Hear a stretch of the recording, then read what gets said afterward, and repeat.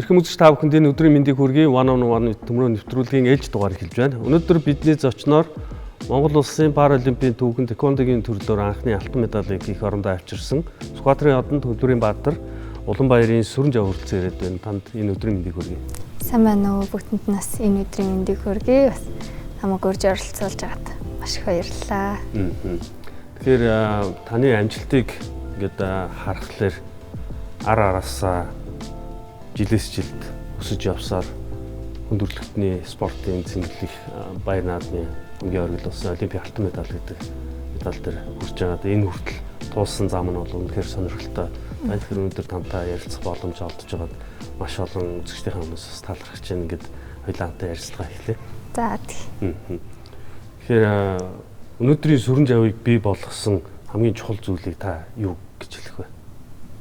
Өнөөдрийн бийг одоо энд байгаа миний нэр хүнд сайхан алтар нэр энэ бүтээг одоо гэр бүлийн хүмүүжил тэквондогийн баг хамт олон яг энэ тэквондогийн спортоос л авсан болов авсан даа ер нь. Спорт. Өөрөө хүмүүжил. Тий, спорт. Ер нь яг тэквондогийн спортын гэр бүлээс багш дасгалжуулагч баг хамт олон тэгэд мэдээж гэр бүл ээж аавын дэмжлэг, гэр бүлийн дэмжлэгээр л өдөө зэрэгтэй одоо яг энэ Хөдөлмөрийн Баатар Олимпийн аварга гэдэг нэр хүндтэй сайхан зүйлийг одоо нэр алтрыг хүртсэн ингэ сууж байна. Хүмүүс таныг хвчлэн юугаар нь мэддэг вэ гэдэг бол тодорхой байх тийм ээ. Паралимпийн паратэквондогийн тамирчин Хөдөлмөрийн Баатар Олимпийн аварга. Тэгвэл таны юуг мэддэггүй бол миний юуг за одоо баг бүх юмыг л мэдэх байх та. Мэддэггүй юм гэж юу н байхгүй хаа. Миний хамгийн сайн хийж чадах юм ер нь бол яг тэквондо. Яг төвжэн дээр гараад тултаад өөртөө ихтэйгээр яг чадна гэсэн зориг хүслээр л тэмүүллээр яг энд ирсэндээ. Яг мэддэггүй юм гэж байхгүй хаа. Яг бүх юмыг спортод ч гэсэн яг нэг тэгшхэн сакс волейбол бүгдийг яг нэг ингээд яг тэгшхэн л авч явахыг хичээдэг шүү дээ. Таны амьдралд огцом өөрчлөгдсөн мөч байсан гэвэл тэр нь хизээ юу байсан бол? Огцом 18 онд яг тэквондогийн спортоор хичээллээд тэгээд яг 17 онд хичээллээд 18 онд бас яг энэ пара тэквондоор хичээлж байгаад тэгээд болоод 22 оны сүүлээр 23 оны ихээр дахиад яг пара тэквондо руу орж ирээд хичээллээд яг тэмцээн уралдаанд орж ирсэн цаг маань яг тийм эргэлт буцалтгүй яг тийм цаг байсан байна. Энэ болох шалтгаан юу байсан бэ? Яг завсарлах. Гэр бүлээсээ ч гэсэн гэр бүлтэйгээ ярилцж байгаад ерөнхийдөө хичээлдээ анхааръя яг одоо боловсралтай болъё их сургуульд сурах гэсэн.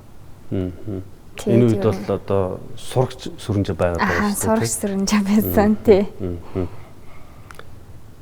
Ер нь нэг буугаад өгчмөр санагдчихсан үе бас тохиолдож байсан ба. Тэр үед зориг өгж зоригжуулсан хамгийн чухал зүйл ер нь юу байсан бэ?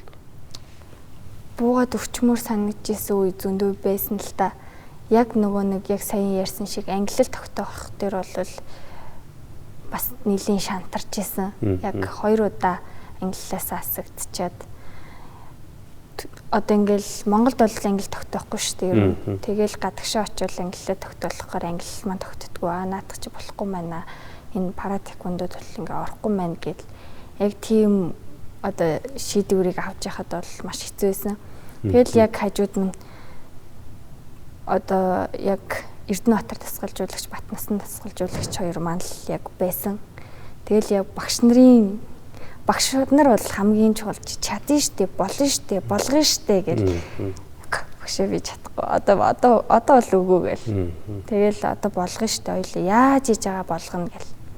Тэгэл ерөнхийдөө багш одоо багш бид хэдий яг итгэлцэл яг болно гэсэн тийм итгэл найдвараар яг англи маань ч яг ингээл араасаа тогтоогдоол тэмцээн уралдаанд орж эхлээл тэгэл ингээл араасаа маш олон тэмцээнийг явсараа бол олимпийн эрхийг авчихсан да ер нь. Спортод анх орсон түүхийн мэдээж танаас өмнө ярьцлага авсан сэтгүүлчид маш олон улс ордын талаар нь мэдээж асуусан байдаг. Гэхдээ ер нь хамгийн ихний бэлтгэлээ тэквондогийн одоо хувцс хэрэгслийн өмсөд хийсэн хамгийн ихний бэлтгэлээ өнөөдөр юу гэсэн хамгийн их сандаг вэ? Яг зааланд орол 11-р ангидаа яах вэ тэгэл хүүхдүүдтэй найзтайгаа тоглож байгаа л яг нэг тэквондогийн ийм клуб явж байгаа юм байна орын нэтрэгэл тэгэл орж үзэл яг өмсгөл бол байхгүй шүү дээ. Тэгэл тэмцээнд орохдоо нэг хүний хувцс өмсөөл тэмцээндээ орчвол яг пара тэквондогоор хичээллэл яг өөрийнхөө худалдаж авсан тэ бүсийг тобог өмсөөл яг дивжин дээр гарч исэн яг бүх юм ингээл шив шинээр өмсөөл гарахад бол надад ч өстө нэрээ ямар гоё зогч ийна гэдэг ч юм уу те. Тэгээд яг минийх шүү гэсэн юм. Минийх шүү гэд. Өмнө нь бол улсын авраг тэгэл аймгийн авраг гэл ITF-ээр хичээллээд байж хад ер нь бол ингээл нөгөө багшийн өгсөн хувцсыг өмсөөл тоглолцоол гарч ирээл.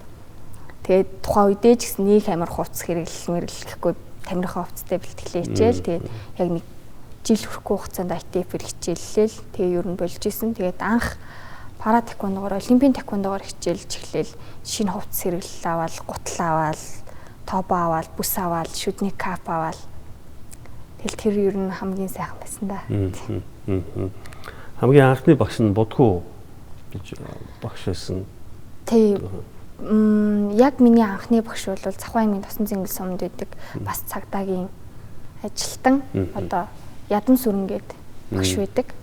Тэгээд яг Ядам сүрэн багш нь Будху багш учраас яг ингээд хоёр багш маань анхны багш гэж явдаг. Тийм. Ядам сүрэн багш маань бол яг Аускийг заажсан багш маань. Тэгээд олимпийн тэквондод орж ирээд одоо Отгонбаатар багш, Инхбаатар багш хоёр маань бас яг бас Аускийг олимпийн тэквондогоор заажсан.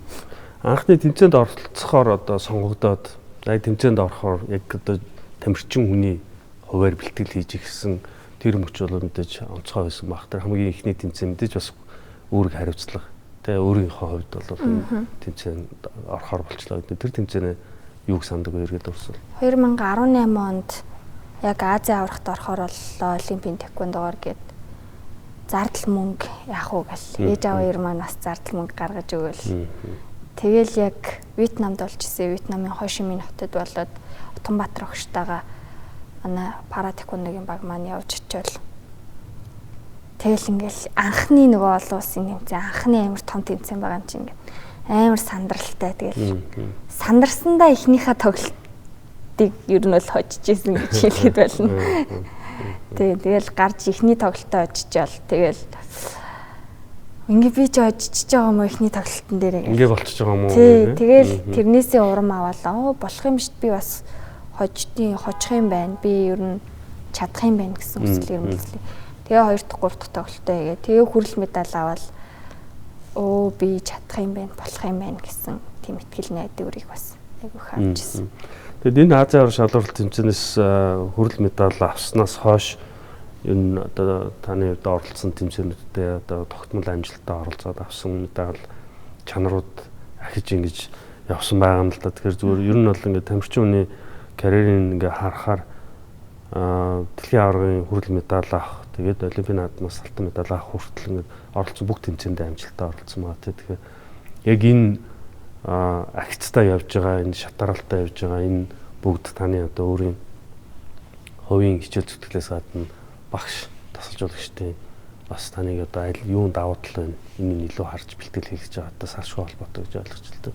Мэдээж тэглэгээ яг би 18 онд тэр Азийн аваргын дараа ирээд тэгээ ер нь сургуультай одоо сурах одоо гэж ярилцаад ээж автагаа ярилцаад тэгээд ерөнхийдөө 20 он 21 он 19 20 21 22 он хүртэл ямарч байсан их сургуулаа төгсөөд тэгээ 22 оны сүүлээр Эрдэнэбаатар багш маань яг шгшөөгийн дасгалжуулагч болж орж ирээд тэгээд яг Эрдэнэтр багштайгаа яг ярилцаад за одоо хоёлоо Олимпиад оръё те. Олимпиад оръё.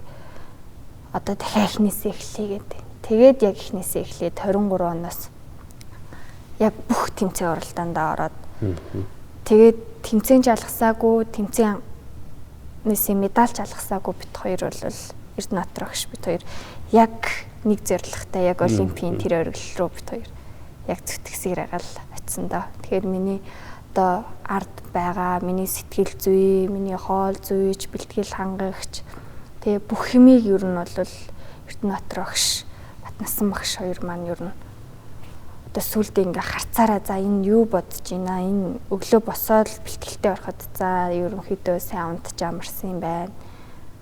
За нэг иймэрхүү байгаа юм байна. Би хаана нэг иймэрхүү байгаа.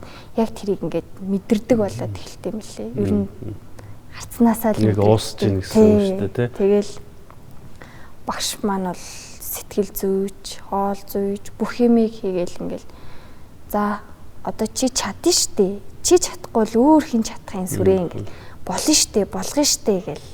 Тэгээд ингээ хажуу талд ингээд тагцсан хүн шантрах юм байхгүй тий. Би чадна өвдөжсэн ч гэсэн болно штэ гэл тэнгүүд болно. Таваа гарч ирнэ. Тэрийг хамтдаа давчи. Хамтдаа давъя гэсэн юмыг баг хамт олноор яг тим юмнаас л амжилт үүсдэг юм байна гэдгийг би сэтгэл зүрхээрээ бүгднгөөр нь мэдэрсэн. Тэгэхээр багш тасгалжуулагч баг хамт олонгүйгээр миний энэ амжилт бас байхгүйсэн. Эрдэнэтр тасгалжуулагч өөрөө бас өндөр түвшний тамирчин байсан учраас тамирчин хүнд хизээ одоо яг ямар үед юу хэлэх үү гэдгийг маш сайн мэдэрж байгаа тал нь анзаарчихъя. Би энийг одоо зөвхөн миний одоо харсан нэг л жишээ гэвэл Олимпийн яг одоо алтан медалийн төлөө тоглолтын дээр та хоёрын хоорондын тэр ярилцж байгаа зүйл сүүлд хоёлаа дөрөвдүгээр талбайг мандуулаад тэр дэвжэн дээр байж байгаа байдал те. Энэ бүхэн бас тодор харуулж юм лээ. Тэгэхээр багш Шав хоёрын одоо ойлголцол хоорондын харилцаа гэдэг бол маш чухал зүйл. Тэгэхээр Паралимпийн өмнөх бэлтгэл хийж байхдаа нурууны гэмтэлтэй байсан. Энэ бүр хаалгааны заалттай болцсон. Гэтэл яг энэ бүхнийг давж туулаад Олимпийн наадамд ингээд хамгийн оргилд нүртэл явна гэдэг бол төсөөлөд бодоход тийм амархан биш санагдаад байна л да. Тэгэхээр тэр үед хаалганы заалттай байхад ингээд зориглоод явна гэдэг бас өөрөө маш том эрсдэл шүү дээ, тий. Тийм. Угсаа ер нь жоох ингээд нуруу өвдөөл яваад байдаг гэсэн. Тэгэл явж байгаа л яг Олимпийнхаа эрхийг аваад 23 онд ер нь бүх тэмцээнд тасралтгүй оролцож байгаа. Би 57 тулддаг байж байгаа. 23 оноос эхлээд 52 кг тулддаг болоод ер нь 52 кг дээрээ Олимпийн эрхээ авъя гэд. Тэгээ бүх тэмцээндээ тасралтгүй орсоор агаад эхний 6 руу яг зорилгоо биелүүлээд багш бит хоёр яг эхний 6 руу орж Олимпийнхаа эрхийг авсан.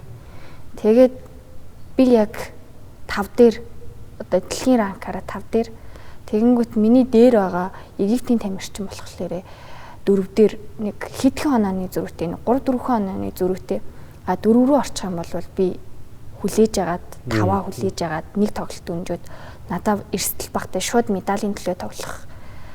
Тэгэнгүүт за яг ингээгээд яг одоо Солонгосын нэг челленж тэмцээн дээр очиод оролцож байхдаа ер нь бол нэлийн бас хүнд бэртлээ бас сэдрээгээд тэгээд ирээд Монголд ирээд яг хөө тэр тэмцээн дээр яг Египтийн тамирчин ялаад би ранкаараа 4 рүүгээ ороод гоц мөрөхөр болж байгаа юм л. Тэгээд тийм баяртай ч гэсэн бас нөгөө нурууны гэмтэл маань бас болохгүй хөл маань ингээд чирэгдээд ер нь бол жоохон хэцүү ирсэн л дээ Монголд. Тэгээ ирээд имра энтер ахуулаад эмчмчд үзүүлээд тэгсэн чи наадах чи ингээд хаалгааны заалттай. Одоо чи хаалгаанд орохгүй бол чи эвгүй дэлх юм бол шууд сумгаолно. Юу ярьж байгаа ингээл. Миний толгой чи ингээл оронгоороо эргэчих юм чи. Одоо яах вэ гэл. Тэгэл багш дээр очивол одоо ингээл хаалгаанд орохгүй бол болохгүй гэж юм гэл. Тэгэл ёстой нөгөө нэг юу гэдгийг ламбуу өстө бүх юмараа үзүүлээл. Тэгэл эцсийн шийдвэр нь хаалгаанд орохгүй. Одоо яг ингэж байгаа л арга зааж байгаа л ерөнхийдөө ингээд эмнэлгээр зүү тавиулах байт юм уу юу гэдэг бүх юмыг ингээд хангахаар ингээд уламжлалтаар явж байгаа ерөнхийдөө орё гэж тэмцээндээ орно гэд. Тэгээд эхний нэг яг сар үлдчихэд идэг. Миний баруун талын хөл маань ингээд ямар ч мдээгүй болцсон ингээд тав гэж алхаад. Тэгээ яг хөө тэр учир утга нь бол нөгөө зөөлөд нь ингээд гарч ирээд ингээд мэдрэлээ бүх мэдрэлээ ингээд дарцсан л байсан юм байна л дээ. Баруун талынхаа бүх мэдрэлийг дарцсан. Тэгээд тэгэнгүүт тэр чинь ингээд мэдрэлээ дарчингууд шууд хөл ингээд сул байгаад ямар ч ингээд одоо шаагаараа юм болчт юм л ингээд нэг сул байсан юм.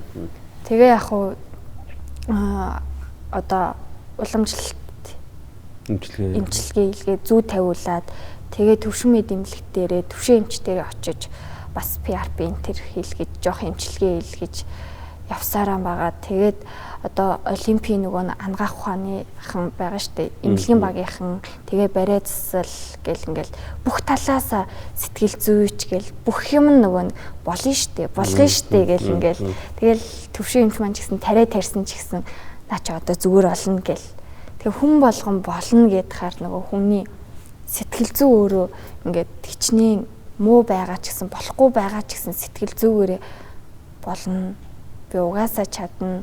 Тэгэл ингээл эргээл харахаар баг хамт олон маань болно штэ. Чи сэтгэл зүгээ бэлдээд атгал чи ингээд эрзэн татчихъя гэж бэлтгэл хийж явахдаа нэг нь эрзэн авчираад өгч энэ талаас багш хурж ирээл чи чадна штэ гэл энд хурж ирээл чи чадна штэ одоо болно штэ гэл бүх талаас ингээл болно бүтэн хийн хідүүлээ ингээд одоо тэ бүр ингээд алтавж чадахгүй ч гэсэн медаль дээр бол би тэгэд бүгдөө чадна баг хамт олноороо чадна гэл ингээд тахаар хүн өөрөө сэтгэл зүгээр ингээд аха болох юм байна гэл яг тэгсээр агаал ер нь нурманч гайгүй дээрдэл тэгэл явандаа ингээд дээрдэл бэлтгэлээ нам зогсооцсон байсан бол өдөрт нэг 30 минут хийдэг байсан бол цаг 30 минут болол нэг хийдэг байсан бол 2 хийдэг болол оройны бэлтгэлээ хийдэг болол тэгэл ингээл явсараа сайжирсаар гал тэгэл хөлөө чирсэн ч гэсэн нөгөө нэг ингээл нэг сэтгэл зүгээр ингээл хийгээл тэгэл тэмбэл хөтлөл ингээд нөгөө толгоон дотроо бас их бэлтгэл хийхээр бас их зүгээр сэтгэл зүйч төсөөллөөр тэгээ сэтгэл зүйч нь бас ингэж хийгээрээгээ зөвлөгөө өгөөл тэгэл багштайгаа зүгээр ингээл бичлэг үзэл ярилцаал баг хамт олонтойгоо одоо энэ тамирчин дээр ингэх юм байна гэл зүгээр яг нөгөө олимпийн өмнө бит хоёрын ярьдаг шиг яг тийм зүйлийг эрт натрах шүтээр байнга ярилцаал. Тэгэл яг олимпиад очил. Тэгээ яг хөө тэр дундуура дандаа имчилгээтэй өвчин намдаах юм явгаал. Тэгээ явсараагаад яг олимпийн дуусгаал яг хагалгаанд очиж Солонгост очиж харсан. Энэ удаагийн Парис 2024 паралимпийн наадамд явхад манай пара тэквондо бол маш өндөр бас хүлээлттэй явж байгаа шүү дээ. Нөгөө талд бас манай эрэгтэй тамирчин болор эрдэнэс ер нь медаль авах зорилготой тийм. Ингээд та хоёр маань хоёулаа манай тэквондогийн холбооны хамт олонны хувьд бол 2016 оны Риогийн олимпиад тэквондогийн төрлөөр яг эрхээ авч оролцож ирсэн паралимпиад бол ингээд бүр медалийн төлөө бид нар одоо ямар ч медальтай маш өндөр зорилготой ингээд явж байгаа. Зорилгооч биелүүлээд хоёр тамирчин маань хоёулаа аврах алтан медалийн төлөө ингээд гарч ирж байгаа. Яг одоо медалийн болцол хангах нэг өөр байсан баг. Алтан медалийн төлөө тэр тулаанд одоо гарах нь тодорхой болцсон. Гарахын өмнө яг одоо сэтгэл зүйд нь ер нь юу хамгийн их бодож байсан бол би яг нөгөө түрүү Солонгост очиод Египтийн тамирчин гэж ярьжсэн шүү дээ. Яг Египтийн тамирчин яг би 4-өөр орж байгаа, Египтийн тамирчин 5-аар орж байгаа. Тэнгүүт би хүлээж ягаад Египтийн тамирчин гарч ирэнгүүт нь бит хоёр тоглоо. Египтийн тамирчинд хамгийн нөгөө нэг жоохон яачих бол энийг л хожихгүй бол болохгүй гэсэн тийм сэтгэл зүйтэй байсан. Тэгээд эхнийхээ тоглолтыг хийгээд Египтийн тамирчин бас нэлээд жоохон сүүлийн 3 секундэд оноо авч хожоод тэгэл ер нь за би угаасаа хальт аавна гэл итгэлтэй болсон. Би хамгийн том даваагаа эхнийхээ тоглолтыг тоглолцсон авцсан. Одоо надад бол ерөөсөө саад бэрхшээл байхгүй. Тэгэл алтын төлөө угаасаа гарч ирэх байсан. Хоёр дахь тоглолт маань Мексикийн тамирчин ранкаараа нэг дээр байсан. Тэрийг бол би зүгээр л хожино гэсэн сэтгэл зүйтэй гараад хоцсон. Тэгээд Ираны тамирчин бол өмнө тоглож нөгөө ирэх авчаад улсад ирэхийг нөхчөнгөөд Иран чинь улсаасаа ямар ч тамирчингаа явуулж сольж явуулах боломжтой учраас манай жинд байсан биш 57 кг-ийн жинд байсан тамирчныг Иранууд явуулсан байгаа байхгүй. Тэнгүүд нөгөө тамирчнуудын тоглож үзээгүй. Тэгээ Эрдэнэбаатар багш маань бас л ингээл гүйж очиод нөгөө нэг тамирчныхын тоглолтыг үзээл те ингээл за нэг иймэрхүү шгэлт ингэдэм байна. Энийг сайн хийдэм байна. Чи энэ дээр нь ингэж хийгэрэй гэл яг ингээл багш очиж яг тоглолтуудын ихний 2 3 тоглолтыг нь үзчихэл гүйж ирээл надад тайлбарлаж өгөөл би тент чи яасан ингээл төвлөрсөн байж байгаа. Тэгэл багшгүйгээл ингээл тэгээд яг гарахынхаа өмнө хоёлаа алт авнаа гэл. Тэгэл гаргаал. Тэгээд залуу тамирчин байлаа шүү дээ. Тэр үед 15 настай. Тийм, жоохон залуу тамирчин байлаа. Тэгээд алтматалын төлөө тэр тоглолтын дахин үзсэн. Тэгээд ихний оноогоо аваад дараалсан оноо эргэлтэй хөшүүлтээр аваад ингээд 5 тийгээр тэргүүлж эхлэв. Яг тэр үед бол одоо ер нь ингээд боллоо доо гэсэн мэдрэмж бас дасгалжуулагч бас төрж исэн баг те. Ямар ч ихний оноогоо бол бид нар авцсан. Одоо бид нар хамгаалахаас гадна ер нь энийг одоо ингээд тэргүүлсээр дуусгах шаардлагатай боллоо гэдэг.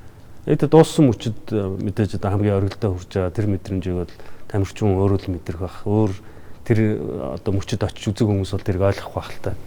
Би өмнө нас зөндөөл олон тэмцээн уралдаанд ингээл оролцож байгаа шүү дээ. Тэгтээ бол би яг тэгж яг алтын төлөө тэр 5 оноо авчаад сүүлийн 2 минут шиг тэгж ерөөсөө ядарч үзээгүй. Цаг явж өгөхгүй. Цаг ингээд ерөөсөө явахгүй. Би бүр ингээд жинхнээс амар ядраад байсан бүр ингээд. Тэгэл бүр ингээд бүр яагаад ингэж ядардсан бэ гэдгийг яг тэр хугацаанд бол яг тэр сүүлийн 2 минутанд бол амар мэдэрсэн. Тамирчин болсноос хойш ер нь тэгээд хамгийн удаан 2 минут байсан уу? Хамгийн удаан 2 минут байсан. Ер нь бол яалж явж байхад цаг явдггүй ялагдчихад амар хурд явд. Гэхдээ тэр бол бүр ингээд миний бие бүр ингээд чихнээс ингээд амар ингээд сулбаагаад ядралтай амар мэдэрсэн. Тэгэл яг ингээд цаг дуусаал тэгэл ер нь бол өөрийнхөө мөрөөдлийг биелүүлээл, багшийнхаа мөрөөдлийг биелүүлээл, багшийнхаа тий бас багш маань бас олимпиа авраг, Азийн наадам, Азийн авраг болж үзмээр санагдчихлээ. Угаасаа тамирчин хүний зорилго чинь тийм шүү дээ. Багшийнхаа мөрөөдлийг биелүүлээд өөрийнхөө бас мөрөөдлийг тийм том мөрөөдлийг оргилд нь үрээд тэгээд төрийнхөө даалбаг, төрийнхөө дуулалыг сонсно гэдэг бол тэгэл за одоо ингээл болчлоо гэл тэгэл ер нь өөр ирэхгүй зүгээр л ингээд нураад унчт юм билээ.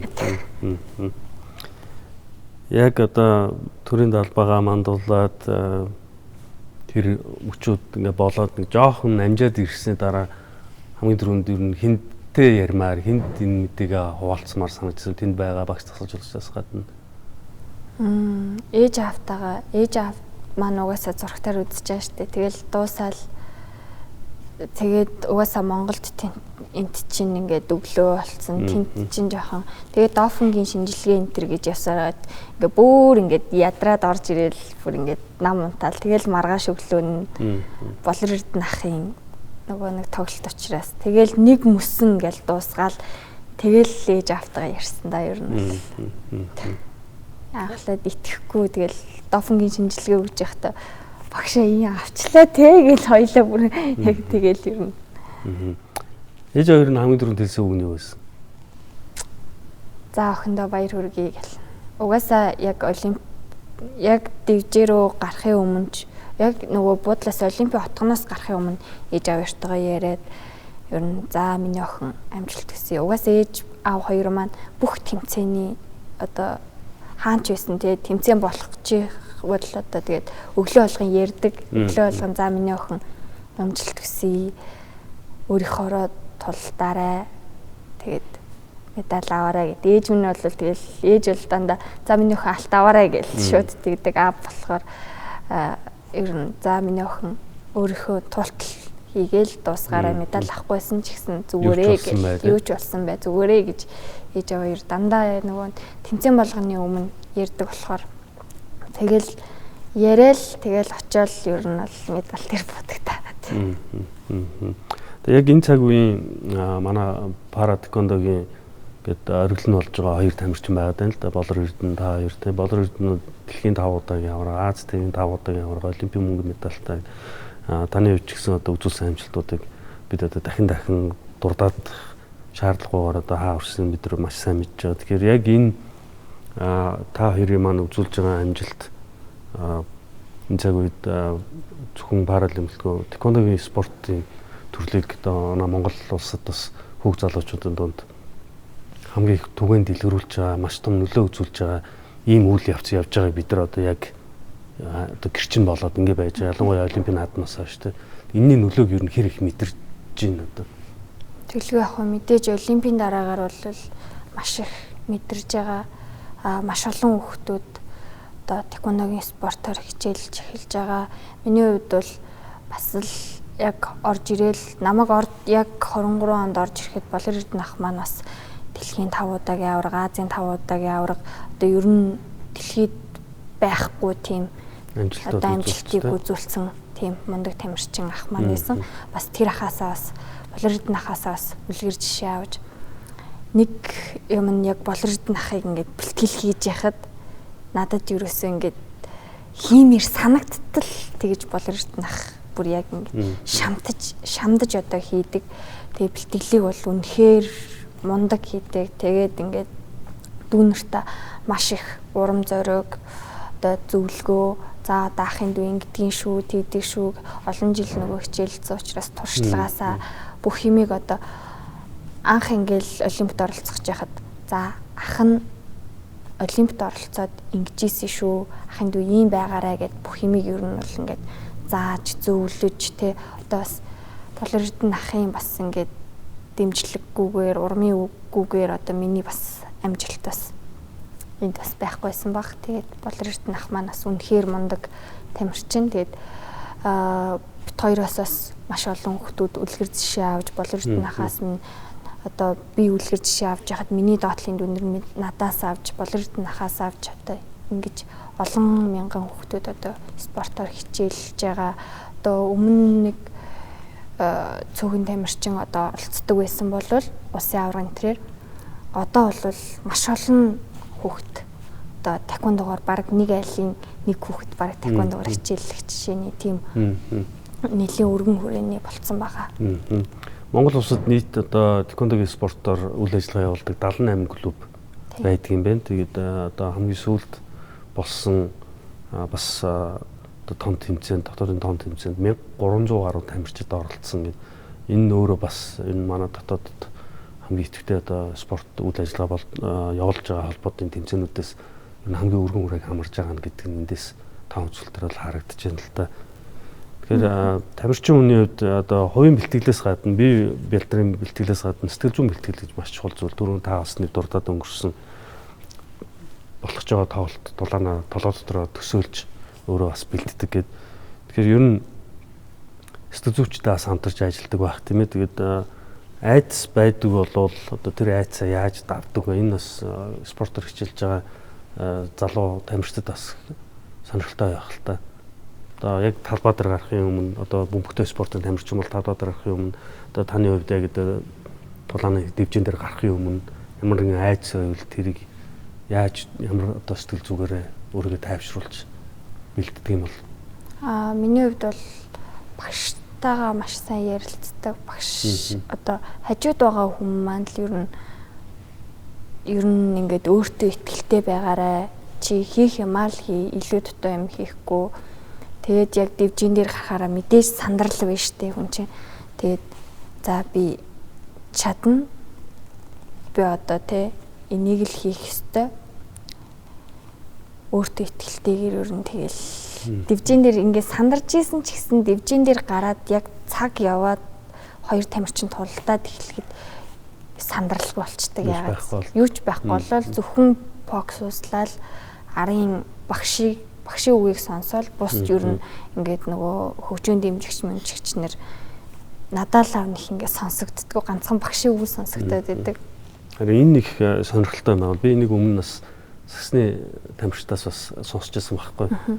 Тэр том талбай дээр тэр олон зуун үзэгчд уухаал эсрэг багийнхан гэдэг юм уу эсрэг тамирчдыг дэмжиж байгаа хөгжөөнд дэмжигчдэр одоо өөрөө ч эсрэг нөгөө тамирчнууд дэмжиж дуугалж байхад тэр олон дундаас зөвхөн багшийн дуу хамгийн чангаар сонсогддог. Тэгээд яг одоо нэг хэлж байгаа зөвлөгөө сонсогддог гэд энэ ер нь одоо зөвхөн спортын л мэдэрч чадах мэдрэмж шиг санагдаад байгаа байхгүй. Тэгэхээр энийг одоо өшөө дэлгэрүүлж тайлбарлаж чадах уу? Яагаад юм бол багштайгаа нөгөө нэг ингээд сайн юм тийм итгэлцэл байна уу гэж би бодоод байдаг шүү дээ. Багш би одоо ингээд дэвжин дээр гарчаад өөрийнхөө ингээд зодтолдоод өөрийнхөө тулалдаад дээ шүү дээ. Ингээд тэгэнгүүт миний харж чадахгүй байгаа юмыг багш хараад араас ингээд хэлж өгөнгүүт би яг тэр юмыг хийнгүүт оноо авна. Тэгэнгүүт миний хараагүй юмыг багш хараад хэлж өгөөд тэрийг бас сонсохгүй тамирчин гэж байгаа, сонсох тамирчин гэж байгаа. Тэгэхээр миний бодлоор лав яг жоох ингээд эхлээд бол сонсохгүй байд юм байлээ. Угаасаа ингээд анх ингээд нөгөө нэг мэдээж шинэ багш орж ирээл ингээд одоо цикл дуусаа шинэ багш орж ирж штэ. Тэгэнгүүт ингээд сонсохгүй. Тэгээ сүүлдээ яваандаа ингээд нэг сонсдог болоод. Тэгэхээр өөрөөр хэлбэл тасалжуулагч тамирчин хоёрын нэг хоорондын холбоо байна тийм үү? Тэ? Энэ одоо үгээр хэлж тайлбарлахын аргагүй. Тэр багшийн тэр дуу хоолойг хаанч байсан таньдаг болдог тий? Мэддэг одоо мэдэрдэг тэр мэдрэмжийн асуудал байна л да. Ер нь тийм баха. Тэгээ ер нь дэвжин дээр гараад л үзэгчд биш ер нь багшийн хоолой. За одоо яваарэ одоо ингээрэ гэл яг тэгж байгаа нь бол яг ингээл сонсогдоод байдаг тийм. Тамирчин хүний занал мэдээж ялтууд хамгийн тодор одоо хүмүүсийн санаанд дурсагдаад үлддэг ч гэсэн ялагдал гэдэг юм бол салшгүй үргэлж дагаж явж идэг шүү дээ. Тэгэхээр ер нь зүгээр аливаа спортын ямар ч спортын олон шилдэг тамирчид ялтаас илүү ялагдлаасаа илүү их суралцсан гэж бас ярьдаг. Тэгэхээр таны хувьд ялагдлыг ер нь яаж хүлээж авч ялагдлаас ер нь хамгийн авч үлддэг юм юу? Анх бол ялагдaltaй айгүй их ингээл шантраал ингээд чадахгүй мэн гэж боддог байсан. Одоо бол ялагдлыг нөгөө эргээгээд нэг тийм өөрийгөө засах, ялагдчихиж өөрийгөө эргээд нэг алхмын цаанаас ингээд нэг эргэж алхаад нэг өөрийгөө харах. Дахиад нэг харах. Тийм юм зүйл гэж бодож байгаа. Тэгээд ялагдчихиж миний бодлоор одоо би ингээд ялагдчаад хүрээд ирэхэд эргээгээд би нөгөө бичлэгээ үзээд ингээд би энэ дээр ажиллах хэрэгтэй юм байна. Энийг л илүү сайн энэ тамирчин дээр ингэж хийх хэрэгтэй юм байна гэж эргээж ингэж бүр нөгөө нэг тамирчин дээрээ фокуслаж эргэж ингэж сайн тактик боловсруулах тал дээр ажиллаж байгаа. Ялаад ирэх юм бол за энэ болж исэн. Ер нь бол тэгээ бичлэгэж нэг хийх үзэхгүй тэгээл ингээл нөгөө яг тэмцээнийхээ өмнө нэг хэд хоногийн өмнө үздэг. Ялагдчих юм бол тэр бичлэгийг баг ингээд хэдэн мянган удаа үзээд өөрийнхөө гიშгэлтийг нь хүртэл алдааг нь хүртэл ингээд олж хараад тэрэн дээрээ маш их суралцаж эргэж нэг хардаг. Тэгэхээр яг одоо энэ яриатай холбоотойс бол хамгийн их одоо сурамж өгсөн ялагдал нь ямар тэмцээнээс авсан ямар ялагдал байдаг вэ? Азийн наадмаас алтын төлөө гараад тэгээд хятадын тамирчинтай нөгөө 23 онд болсон Азийн наадмаас алтын төлөө яг хятадын тамирчинтай тоглоод яг 1 онооны зөрүүтэй хожигдсон. Тэгээд бардах хамгийн одоо буруу зүйл юм байна. Өмнө нь бол тэр хятадын тамирчныг 3-4 удаа хожоод 2-3 удаа хожоод болох юм байна. Энийг бол би хаач зодчих юм байна гэж бодчихсон бол яг хятадд очиод хятадын дэвжэн дээр нь яг 1 онооны зөрүүтэй хожигдоод тэгэл яг ихсэн. Тэгэл дуусаад шууд хэвлэлийн баг хуралд ороод яагаад хожигдсан гэх нөгөө хятадын тамирчин ингээл би алчлаа гэл. Тэгэл тэр зүйл дээр шууд ерөөсө бардах хэрэггүй маань. Зүгээр л яг хийх ёстой юм аа л яг хийх юм байна. 100% хийх ёстой юм байна. Заавалчгүй ингээд алтан медаль гэж ер нь бол би алтал авна гэж ерөөсөө болохгүй. Тэрэн дээр алтан медаль дээр фокуслохгүйгээр зөвхөн би энэ тамирчныг ялаад, дараагийнхыг ялаад яг дистараллаар нөгөө шатаар өгсдөг шиг ингээд дистараллаар нь ингэж явах хэрэгтэй юм байна. Шууд тийшээ ерөөсөө огцом тэгж болох юм гэдгийг маш сайн ойлгосон. Тэгээд бас нэг Манчестерийн бас финал тэмцээн, Гран При финал тэмцээн дээр бас яг медальгүй хоцроод яг тэр тэмцээн дээр бас заавал алт авах хэрэгтэй гэсэн сэтгэл зүйтэй очиод эхнийхээ тоглолтын дээр ялагдчихсэн. Тэгээд ер нь ингэж болохгүй юм байна. Дэс дараагаар нь явах хэрэгтэй юм байна гэдгийг бол амар сайн ойлгосон. Сэтгэл зүйн хүлээлт эдгэрнтэйгээ адилхан бэлтгэл өөрийгөө бас нэгээрээ бэлдэж явах хэрэгтэй гэж ингэж ойлгож байна. Маш сонирхолтой хариултууд өгсөн гоё ярилцлага болж байна. Тэгээд хоёулаа энэ үрээд төр завсарлаа. Хэсэг хугацааны дараа эргэж ирэхдээ таны дараагийн тэмцээн уралдаануудын бэлтгэлийн талаар мөн удахгүй манай Монгол улсад болох гэж байгаа Азийн аврах шалралт тэмцээний талаар хоёулаа яриагаа өргөжлүүлээ. За тийм. Нэвтрүүлгийн хамтран ажиллагч, Монголын Спортаймент салбарыг үндэслэгч Уранган групп.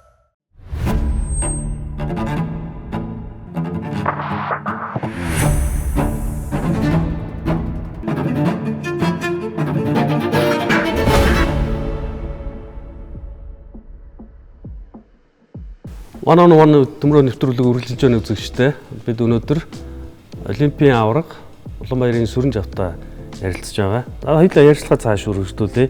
Одоо энэ хэсэгт би таны ер нь нэг бэлтгэлийн өдрийн режим ер нь ямар байд юм бол тэр талаар бас илүү тодруулж асуумаар санагдлаа. Яг тэгэхээр маш олон бага насны хүүхдүүд багчуудад яг энэ спортоор хичээлж эхэлж байгаа хүүхд багчуудад энэ мэдээлэл бас сонирхолтой холоо гэж бодож байна. Том тэмцээн ялангуяа одоо удахгүй болох Азийн аваргын тулцсан үед таны бэлтгэлийн яг одоо хуваар нэг өдрийн хуваар өглөө боссоос хойш ямар байдаг вэ?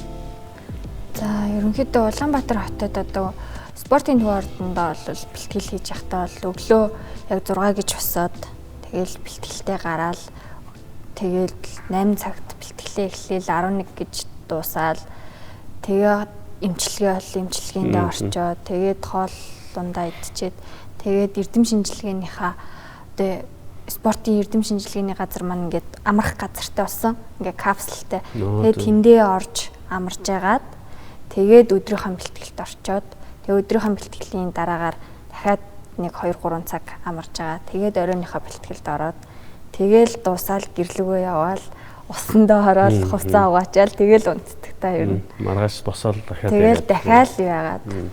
Ер нь бэлтгэлд байрлсан байхдаа ч гэсэн ер нь нэг имерхүүл дандаа л яг миний ажил бол яг дуртай зүйлээ хийгээд дуртай ямаараа тий амжилт олоод одоо тий цалин мөнгөө шигшээгээс аваад ингээл яг 100% дуртай юмдаа цаг хугацаагаа зориулж байгаа болохоор өглөө босоод гараад бэлтгэлээ гээл орой орж ирээл унтаал ер нь юм байдаг та. Өмнө нь бол би бас сургуульд багшилдаг байсан. Тэнгүүтээ ингээд өглөө бэлтгэлээ хийчээд гүйжчихэд хичээлийн нэг 2-3 цагаар нь заачаа буцаж ирээ бэлтгэлтэй орчоо буцаж гүйгээд ингэдэг байсан бол одоо бол яг зөвхөн яг миний ажил яг тамирчныхаа ажлыг хийж байгаа. Тэгээ манай ер нь одоо үеийн одоо энэ үеэс өмнөх үеийн маш олон тамирчид яг тийм одоо хагас мэргэжлийн тамирчин гэдэг шиг те ажиллаа хийнгээ өдөр тутмын ажлаа ингээ хажуугаар нь бэлтгэлээ хийдэг. Ингээд олимпиадын аварга одоо маш олон том тэмцээнүүдэд яваад амжилт гаргадаг байсан гэдэг нь одоо бодоход ер нь гэтгмээргүй юм шиг те. Одоо манайхан болоод бас үнэхээр бас тэр дэлхийн хэмжээний том тамирчтай очиод тийм байдалтай өрсөлдөг байсан гэдэг бол бас сонирхолтой. Тэгээд ер нь өглөөс ирээд хамгийн түрүүнд талууд ямар бодол орж ирдэг бол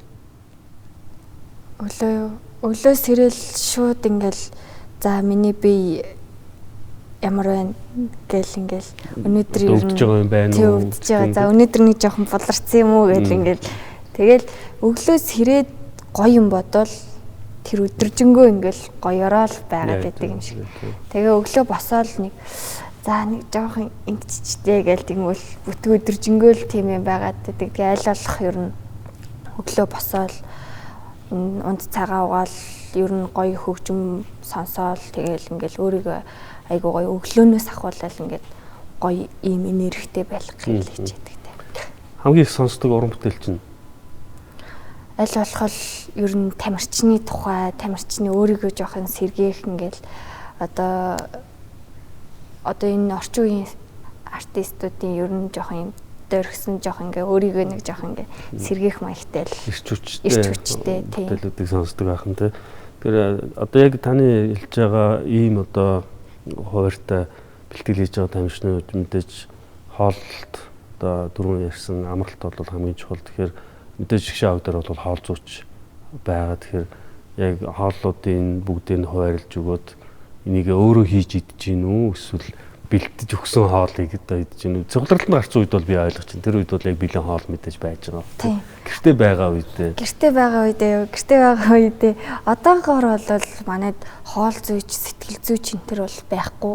Тийм үү. Тий. Яг манай үндсэн одоо шгшөөгийн дасгалжуулагч маань бараг л ер нь бол сэтгэл зүйч тэмцээн дээр очивол хоол зүй хоол тоогооч болно шүү дээ ерөнхийдөө.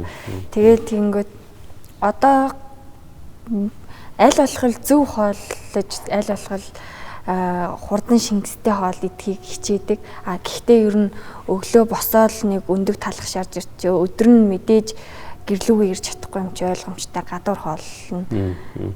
Тэгээ гэртээ бол хоол мал хийж авч явах жоохон тиймэрхүүч нөгөө ингээд жоох унтгаал бодно шүү дээ. Яг тийм амарч л байх юм. Амархгүй.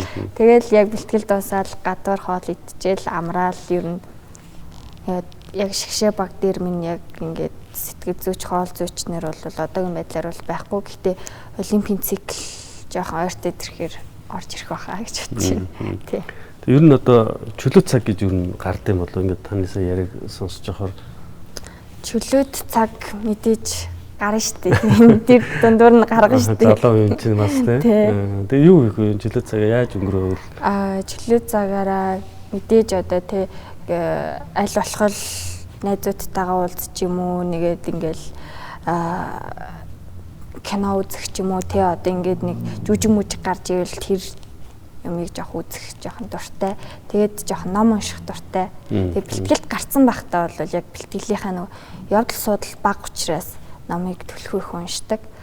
Яг Улаанбаатар хотод байх хугацаанд бол тэгэл гэртээ очиод унтна л гэсэн зорилготой тий. Явдагтай. Унтгал ер нь хамгийн сайн амралт болоод байна тий. Хувь хүний үндэс нь гэж нэг чухал юм байдаг гэж боддог. Тэгээд таны амьдралын зарчим гэвэл та юу хэлэх вэ? Би ерөнхийдөө цагийг айгүй баримтлахыг хичээдэг. Яг хүнтэй уулзсан ч гэсэн те нэг ингээд нэг 30 минутын өмнө ч юм уу нэг эсвэл бэлтгэлдээ очисон ч гэсэн яг цагтаа ингээл эхлүүлээл яг цагтаа тараал яг цагтаа яг ингээд нэг 10 минутын өмнө төрүүлээд очиод хувц хунраа өмсөөд ингээд бүх юм бэлэн ингээд одоо уулзалтын дээр очисон ч гэсэн яг цагтаа очивол гоё яг тийм байна гэж хичээдэг. Тэгээд яг ингээд хүн яг хэлсэн үгэндээ байвал яг ингээл юу хэлсэн яг л тэрийг яг ингээл хийчдэг байвал бас зүгээр гэж өөрийгөө айгүй тэр хоёр тал дээр айгүй анхаардаг та ер нь. Би бол маш эрхэм чанарууд байна гэж хэлмээр байна. Яг тэгэхээр цаг барих яг ч маш олон амжилтанд хүрсэн бизнесийн лидерүүд амжилтанд хүрсэн олон спортын тамирчид энийг маш их онцлсан байдаг. Цаг барьж сорно гэдэг өөртөө тавьж байгаа хамгийн өндөр шаардлага. Бусдыг хөндлөж байгаа хамгийн өндөр хэлбэрээ гэж бас хэлсэн байдгийг санаж байна. Тэгэхээр тэгвэл та амжилт гэдгийг юу гэж тодорхойлох вэ? Амжилтыг мэдээж баг хамтолонгоор амжилтыг бол хизээж төсөөлөхгүй. Тэгээд өөрийн сахилга бат тамирчны хувь хүний сахилга бат дээр байж иж тэр амжилт бас үүснэ. Тэр амжилтын оргилд нь хүрнэ л гэж боддог та. Бусад хүмүүсийн ойлгодог амжилт гэдэг ойлголт таны ойлгодог амжилт гэдэг ойлголт хоёр зөрүүтэй юм шиг санагдсан тийм үе танд байна уу? Мэдээж байгаа. Амжилт гэдэг юм бол ерөөсөө хамгийн том юмэр бас төсөөлж болно. Бас жижигхэн юмар төсөөлж болно. Зүгээр хувь хүний амьдрал дээр зүгээр ингээл өнөөдөр би шалгалтандаа тэ 90-с дээш авах нь миний амжилт. Зүгээр хүүхдийн хувьд ч гэсэн өнөөдөр яэшээ өгөөд өссөн сургуульд орох нь миний амжилт. Миний хувьд бол энэ амжилтууд өдөр тутмын амжилтууд байгаа ч гэсэн бүр том оргилд нь дахиад одоо тэмцээн уралдаанаас төрийн дуулалаа сонсох тэр аваргыг авах тийм зорилго тэр бол амжилт. Дараагийн сэдвээ танаас ер нь урам зориг гэж одоо юу юм бэ гэдэг энэ талаар бас асуулт асуумаар байна. Ямар нэгэн зүйлийг одоо боломжгүй гэж бодож байгаа хүнд хэрвээ та зөвлөгөө өгье гэвэл юу гэж хэлэх вэ? Би ч гэсэн өөрөө боломжгүй гэж боддог байсан. Тийм үеуд ч гэсэн байгаа. Яг тэр миний англи тогтоох дээр бол за энэ бол үнэхээр боломжгүй зүйл юм байна гэдгийг бол ойлгож исэн. Гэхдээ боломжгүй зүйлийг болгоход өөрийн сэтгэл зүй яг одоо миний бодлоор яг багш тасгалжуулагч хүрээлэн байгаа орчин болгодгийм байна гэдгийг бол бүр ингээд амар сайн мэдэрсэн.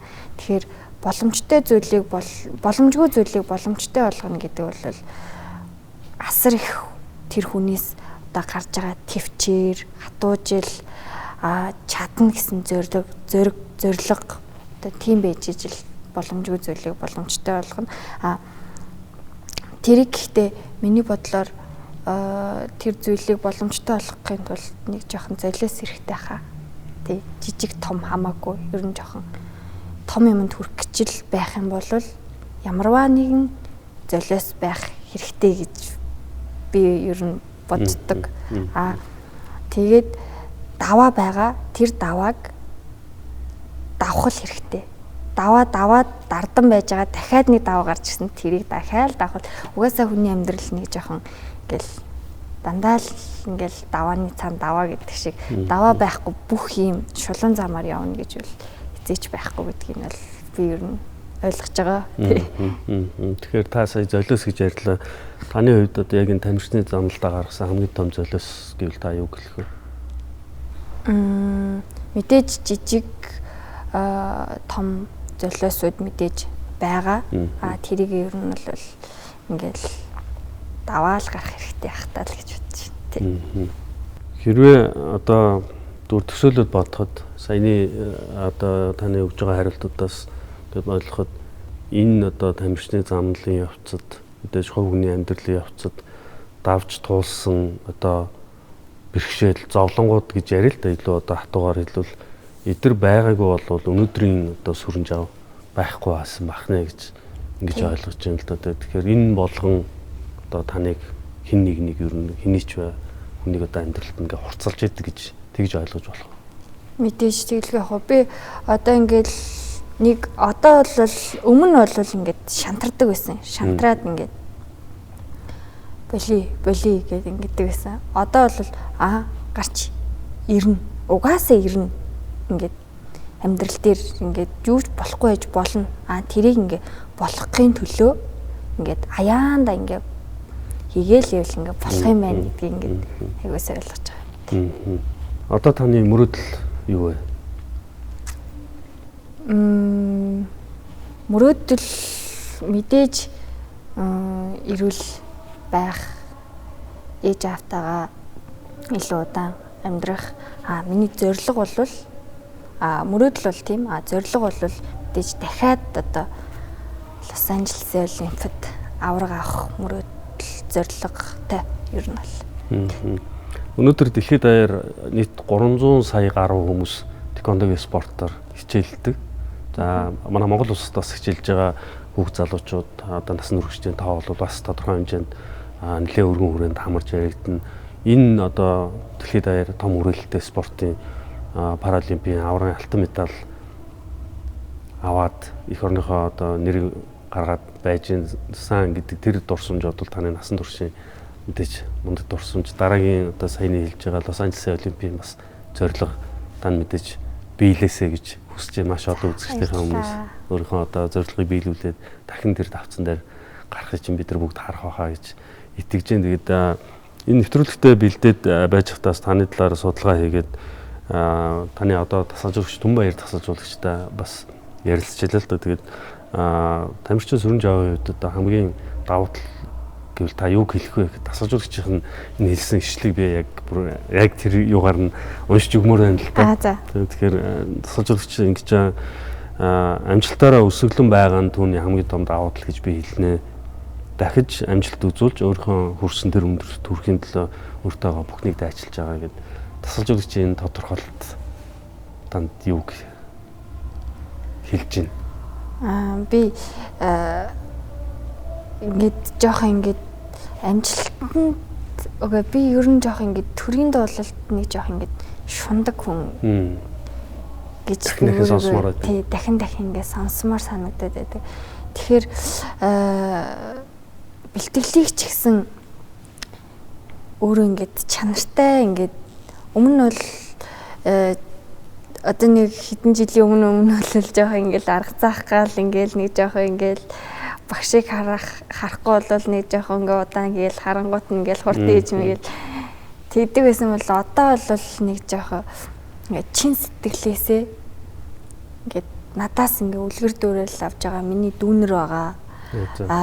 Баг хамт олон маань байгаа. Би ингээд одоо гүйсэн ч гэсэн шууд ингээд зогсоод би чадахгүй нэгээд тэгэнгүүт миний дүүнэр энэ сүрийн ихч ингээд олимпийн аварга байж хүн ингээд амарч яхад би ягаад амарч болохгүй ингээд тэгвэл ингээд надад ч гэсэн ингээд амар тэр нь хүн дээр тусна гэж би айгүй их үлгэр дуурайл дүүнэртэй өгөх тэр одоо хүмүүс байгаа одоо миний доод үеийн одоо шинээр таеквондогоор хичээлж байгаа хүмүүс ч гэсэн ер нь жоох үлгэр дуурайл ер нь хичээдэг.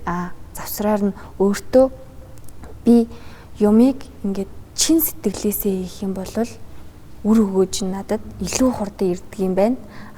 Ингээл нэг арга цагаал ингээл нэг за өнөдөрчтэй за ингээд дуусчихдээ юм дөө гэд ингээд яах юм бол миний эргэж байгаа амжилт маань бүр ингээд хойшлоод ах ч юм уу тэгж бодож байгаа учраас илүү ингээд нөгөө нэг чанартай бага хугацаа байсан ч гэсэн өнөөдөр 30 минут бэлтгэл хийнэ гэсэн бол 30 минутаа яг ингээд чин сэтгэлээсээ ингээд чин сэтгэлийг ингээд зориулаад хийх юм бол тэр нь ингээд үр дагавар надад илүү 100%-аар ирэх юм болов уу гэж ер нь бодож бэлтгэл сургуультаа ингээд дахин ингээд яг чанартай хийх хичээдэг. Өөрөөр хэлбэл одоо алдсан цаг хугацаа гэдэг бол хэзээ ч нөхөж болшгүй. Ийм алдаа болчихж байгаа шүү дээ, тий. Одоо ингээд бид нар тун удахгүй энэ 2026 онд Монгол улсад анх удаага Олимпийн таеквондогийн Аз ТV авраг шалралт тэмцээн болох гэж байна. Энэ тэмцээнд та өмнөх Олимпийн авраг, Азийн авраг шалралт тэмцээн, Азийн наадам, дэлхийн авраг гэдэг энэ олон одоо болж өнгөрсөн тэмцээнүүдэд хамгийн одоо амжилттай оролцсон ийм тамирчнаар Азийн авраг шалралт тэмцээнд оролцох гэж байна. Тэгээд энэ тэмцээний ач холбогдлыг та юу гэж харж байгаа? Мэдээж ерөнхийлөгчийн ивэлдор ингээд зохион байгуулагдаж байгаа. Тэгээд одоо Аз ТV-с 44 улс орны тамирчид Монгол улсад одоо чуулж ингээд сайхан тэмцээн зохион байгуулах гэж байна, өрсөлдөх гэж байна. Тэгээд тэр дундаа одоо манай пара таеквондо ингээд анх удаа Монголд бүр Азийн аварга ингээд улсын аварга ингээд болтголтой. Гэхдээ олон улсын тэмцээнүүд ингээд ерөнхийдөө пара таеквондогоор ер нь Монгол улсад болж үзээгүй. Анх удаага энэ Азийн аварга гэдэг том тэмцээн пара таеквондогоор ерөнхийлөгчийн ивэлдээр зохион байгуулагдах чагийн утгаараа хамгийн одоо тий том баярх хүчтэй зүйл. Дээрээс нь мэдээж Олимпийн эрх олгох тэмцээн, Азийн наадмын эрх олгох тэмцээн гэдэг нь бол асар том зүйл. Тэгээд манай жинд гэх юм бол яг надтай одоо тий алтын төлөө олимп дээр алтын төлөө тогсон Иран маань ч гэсэн яг гэрж надтай өрсөлдөн тэр утгаараа бас яг Монгол орондоо тэгээд өмнө бас хожигдчихсэн тэр тамирчид маань яг манай Монгол оронд манай дивжин дээр ирж надтай задталтна гэхээр толтно гэдэг бол хамгийн сайхан зүйл. Жишээгийн нийт бие бүрэлдэхүүний хувьд бас одоо медалийн багц тоогоор тэргүүлэх гэдэг юм уу ер нь бас л өндөр амбицтай байгаа ах гэж төсөөлж байгаа л да. Тийм мэдээж Монгол улсын шгшээгийн тамирчид Монгол улстай одоо сорилоо хийгээд тэндээсээ шалгарсан лидер гэсэн хамгийн мундаг тамирчид нь яг жиндээ нэг нэгээрээ ингээд өрсөлдөж байгаа. Тэгээ мэдээж тэр дундаас мань олон хүүхдүүд, олон дүүнер, олон найзууд, ах эгч нар маань ч гэсэн медаль олныг хүртэх байх гэж бодож байна. Би ч гэсэн яг өөрөө ч гэсэн ингээд яг тэрэндээ төвлөрсөн ингээд бэлтгэл сургалтаа игээл байж энэ. Би тэд бас Азийн аваргын дараа 25-нд тоглоод тэгээ би тэд Гран При тэмцээнд Итали улс руу бас одоо 25 тоглоод 6 сарын 1-нд бас 5 хоногийн дараа бас яг Итали улсад Гран При тэмцээнд явахаар бас бэлтгэж байгаа. За ингээд бидний ярилцах хугацаа энэ үрээд өндөрлж байна. Өнөөдөр бидний урилгыг авч хүрэлцэн ирсэн танд баярлалаа. Ингээд 1991 оноос хойш үйл ажиллагаа явуулж байгаа Олимпийн тэквондогийн Монголын холбооны хамгийн одоо их орондоо хийж байгаа том тэмцээн болох Азийн авар шалралт тэмцээн удахгүй болох гэж байна. Тэгээд энэ тэмцээнд танд амжилт хүсье. Мөн мэдээж таны зорилго бол зөвхөн Азийн аваргаар дуусахгүй бид Лос Анжелесийн Олимпиад таныг бас медалийн давцсан дээр харна гэдэгтээ итгэлтэй байгаа. Тэгээд өнөөдөр ярилцлага өгч маш олон спорт сонирхчдын дундаа тэквондогийн спорт сонирхч олон хүүхд залуусд бас өөрийнхөө бодлыг хүргэсэн танд баярлалаа. Танаас үлгэрч авч маш олон хүүхдүүд байгаа шүү. Цаашдын замналд амжилт хүсье. За баярлалаа. Бас таны нэвтрүүлэгт бас ингээд сайхан үрж оролцоод ингээд ярилцсан танд бас маш их баярлалаа. Тэгээд бүх сайхан монголчуудаа тэгээд бүгдэнд нь намайг дэмждэг баярлалаа гэж хэлье. За баярлалаа.